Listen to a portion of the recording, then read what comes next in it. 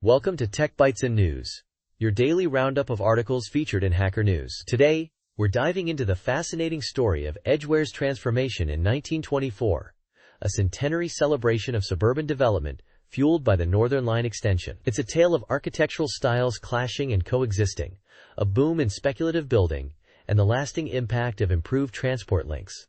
Absolutely. The Northern Line extension to Edgware, 100 years ago? That's incredible.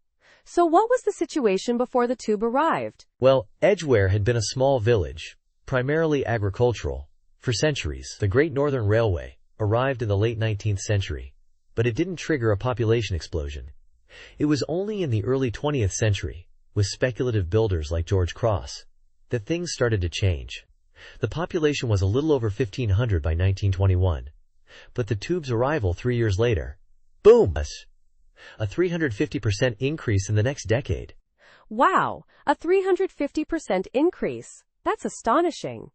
And the station itself, what was its architectural style? The station, designed by Stanley Heaps, chief architect for the UERL, followed a neo-Georgian style, continuing the suburban theme of previous stations on the extension. Think colonnaded parades, wooden doors, black and white tiles. Quite elegant, but not the streamlined modernity we associate with later stations like Arnos Grove. Heaps was somewhat overshadowed by Charles Holden, though.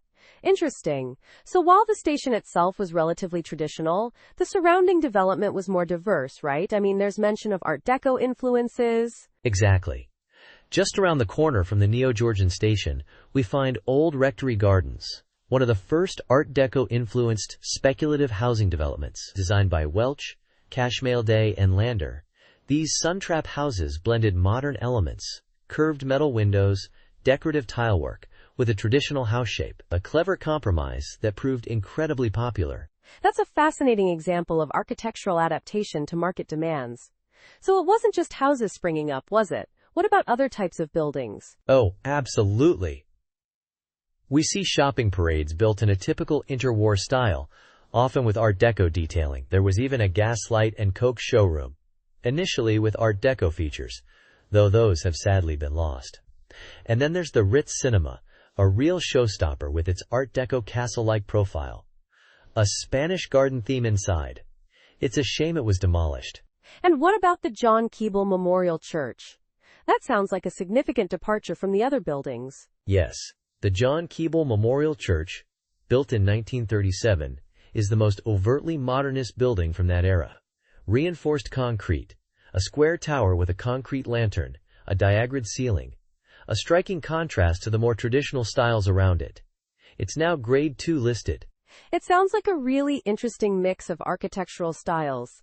And what about the impact of all this development on Edgware itself? Well, Edgware transformed from a small village into a thriving suburb. The influx of people, the new businesses, the diverse architectural styles, it all contributed to a vibrant, evolving community. Even today, the legacy of that 1924 expansion is still visible, although there's ongoing redevelopment that some locals are concerned about.